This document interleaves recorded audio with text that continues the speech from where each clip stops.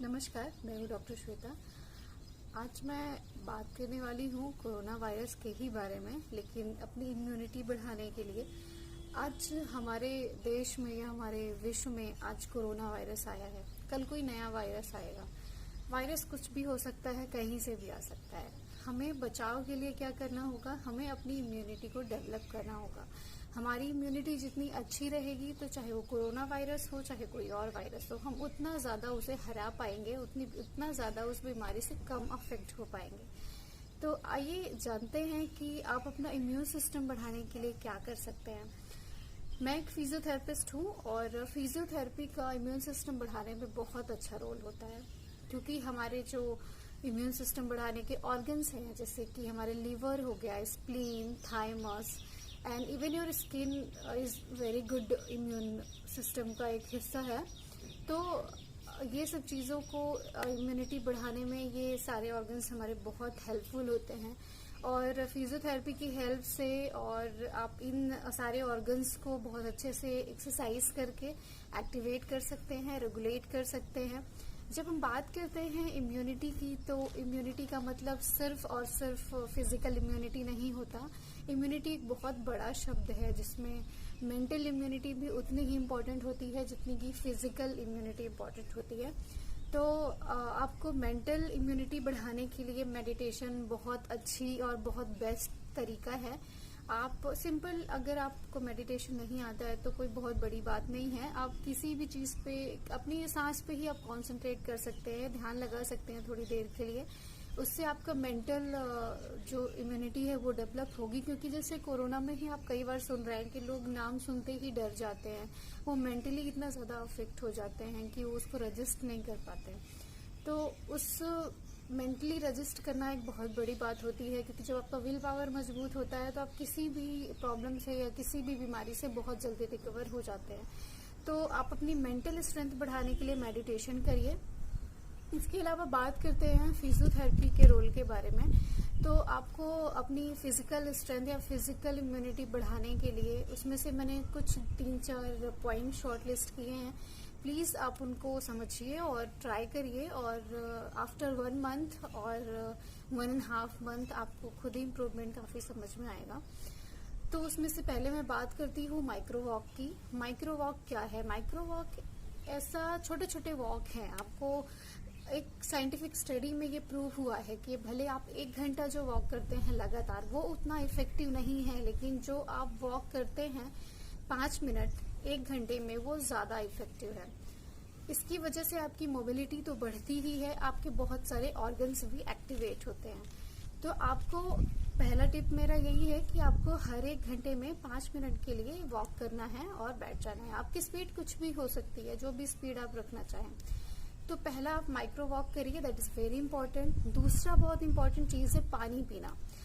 Drink as much as water you can. जितना ज़्यादा पानी पी सकते हैं पीजिए, क्योंकि पानी जितना आप पिएंगे आपकी बॉडी हाइड्रेट रहेगी, आपके लिम्फ नोड में लिम्फ उतना अच्छा सर्कुलेट हो पाएगा, और जितना अच्छा लिम्फ सर्कुलेट होगा आपकी बॉडी के अंदर कोई भी इन्फ्लामेशन प्रोसेस नहीं होगी, या कोई भी इन्फ्लामेशन प्रोसेस अगर हो भी रही है तो वो काफ़ी कम हो जाएगी। तो आपका वाटर इनटेक अच्छा होना बहुत ज़रूरी है।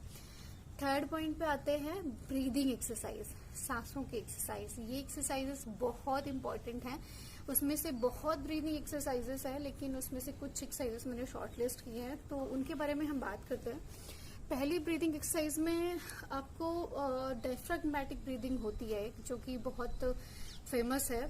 बहुत कॉमनली आपने नाम भी सुना होगा, और उसका बहुत अच्छा इफेक्ट भी प्रूव हुआ है आपके कोरोना में। इवन कोविड पेशेंट्स को भी आईसीयूज में बहुत ज़्यादा डायफ्राग्मेटिक ब्रीदिंग हम लोग करवाते हैं। तो हमें क्या करना होता है इसमें कि सिंपली आपको बैठना होता है। आपकी रीढ़ की हड्डी बस सीधी होनी चाहिए, इसको ध्यान रखना होता है। सीधा बैठना होता है। ऐसे स्टूप पोस्चर या ऐसे पोस्चर सही नहीं होता ब्रीदिंग एक्सरसाइजेस के लिए। आपको सीधा बैठना होता है। चाहे तो आप ये शेप बना सकते हैं, that is totally depend upon you. और उसके बाद आपको डायफ्राग्मेटिक ब्रीदिंग में आपको आपके डायफ्राम, जो इस एरिया में सिचुएटेड होता है आपके पेट के थोड़ा सा ऊपर, तो आपको डायफ्राम के मूवमेंट्स को फील करना होता है। जब आप सांस लेते हैं और सांस छोड़ते हैं, उस ड्यूरेशन में जो मूवमेंट होता है उसको आपको महसूस करना होता है। तो मैं आपको करके बता रही हूँ। यू स्टार्ट विथ मैंने धीरे धीरे सांस अंदर ली है और वहां पे मैं 3 सेकंड्स के लिए होल्ड करूंगी। 3 सेकंड्स होल्ड करके धीरे धीरे छोड़ देनी है।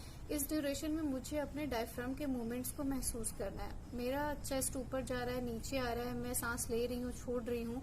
इस मूवमेंट को आपको महसूस करना होता है। दूसरा, आप अपना हाथ रख के भी ये एक्सरसाइज को कर सकते हैं यहाँ पे, जिससे आपको बहुत अच्छे से आपका स्टमक का मूवमेंट, ऊपर नीचे का मूवमेंट आपको समझ में आता है। ये हो गई पहली डायफ्रामेटिक ब्रीथिंग। दूसरी आती है पर्सली ब्रीदिंग। पर्सली ब्रीदिंग भी बहुत कॉमन है, आपने नॉर्मली नाम सुना होगा।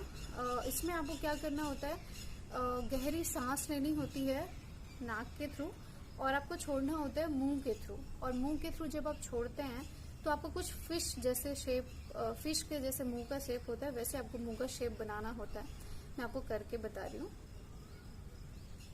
आंखें आप क्लोज कर सकते हैं एज अ विश, अदरवाइज आप ओपन करके भी एक्सरसाइज कर सकते हैं। तो मैं नॉर्मली आंखें क्लोज करके करती हूँ, तो कंसंट्रेशन ज्यादा अच्छा बैठता है। सो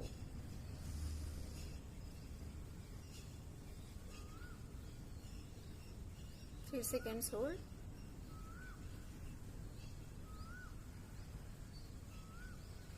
मैंने मुंह से छोड़ा और जब मैं मुंह से छोड़ रही हूँ तो मेरे मुंह का शेप फिश के मछली के मुंह के शेप के जैसा होगा, लाइक दिस। तीसरी टेक्निक के बारे में बात करते हैं। आपका जैसे थाइमस को एक्टिवेट करने के लिए टेक्निक यूज करते हैं हम लोग। तो थाइमस को एक्टिवेट करने के लिए आप इस टेक्निक का यूज कर सकते हैं। इसमें आपको करना क्या होता है, अपनी 2 फिंगर्स को लेके जहाँ पे आपकी ये हड्डी, इसको मैनोब्रियम बोलते हैं, जहाँ पे ये खत्म होती है, यहाँ पे आपको ये 2 या 3 फिंगर्स का यूज करके यहाँ पे रखना होता है और सिंपली आपको यहाँ पे टैप करना होता है। सिंपली आपको टैप करना होता है।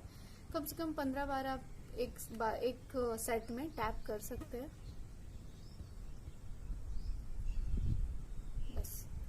बस आपको ज्यादा कुछ नहीं करना है। ये हमारे थाइमस को एक्टिवेट करती है, थाइमस ग्लैंड को एक्टिवेट करती है और थाइमस ग्लैंड का बहुत अच्छा रोल होता है आपके इम्यून सिस्टम को बढ़ाने में।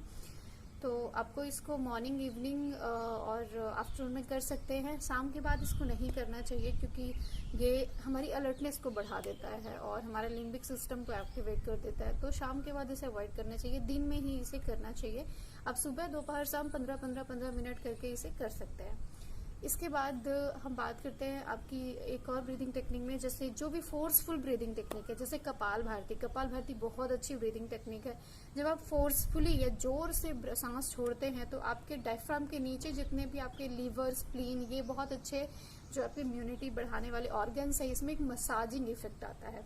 उससे भी आपका इम्यूनिटी बहुत अच्छा ग्रो करता है। कपाल भारती आप सब जानते होंगे, फिर भी मैं आपको एक बार करके बता देती हूँ। कपाल भारती में आपको सांस फोर्सफुली छोड़नी होती है और छोड़ते समय आपको पेट के मूवमेंट पे ध्यान देना होता है।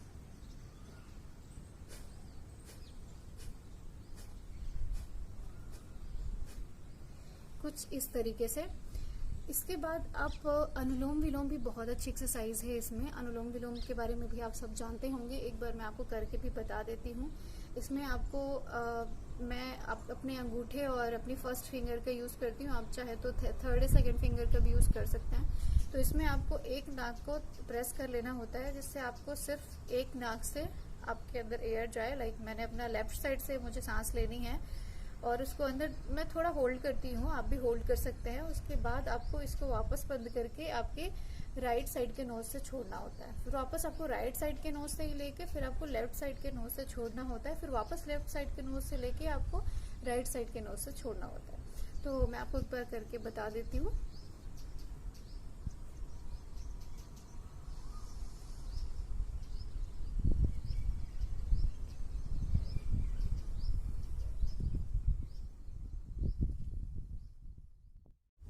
तो ये था अनुलोम विलोम।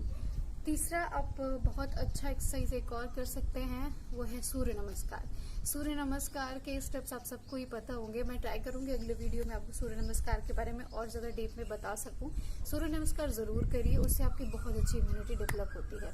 इसके अलावा एक बहुत सिंपल सी टेक्निक है, आप कुछ भी नहीं करना चाहते तो आप बस एक काम करिए कि आप सांस लीजिए जोर से और जब आप छोड़ते हैं जब सांस को, तब आपको कफ करना होता है, खांसना होता है। ध्यान रखिए किसी के सामने आपको नहीं खांसना है, ध्यान रखिए कि आपके सामने कोई ना हो। मैं आपको करके बताती हूँ।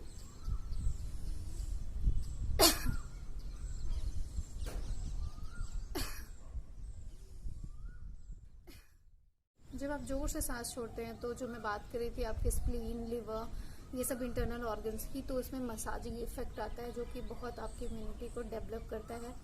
तो ये कुछ टिप्स थे जो लगातार मुझे मेरे पेशेंट से या फिर जो मैंने वीडियो डाले थे उसमें कमेंट आ रहा था कि आप मुझे एक ब्रीथिंग एक्सरसाइज है कोरोना के लिए या फिर और किसी बीमारियों से बचने के लिए बताइए। तो मैंने ये ऑल ओवर सब चीज़ें कवर की है। ये आपके सिर्फ कोरोना या कोविड-19 ही नहीं बल्कि हर बीमारी से आपको बड़ा बचाने में और जल्दी से जल्दी रिकवर होने में आपको हेल्प करेगा। तो आप इसे घर पे ज़रूर करिए। अगर कोई भी एक्सरसाइज या कोई भी डाउट हो तो आप मुझे कमेंट बॉक्स पे लिख सकते हैं।